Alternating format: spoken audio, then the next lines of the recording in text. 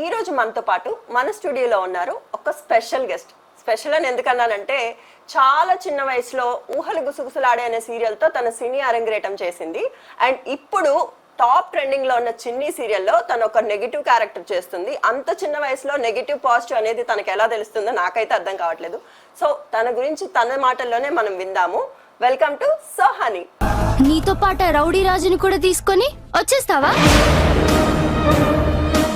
Education ఎట్లా ఉంది? స్కూల్లో కానీ ఎనీథింగ్ స్కోర్ అయినా సరే 20/20 వస్తుంది. ఏదైనా సరే ఫస్ట్ వస్తా.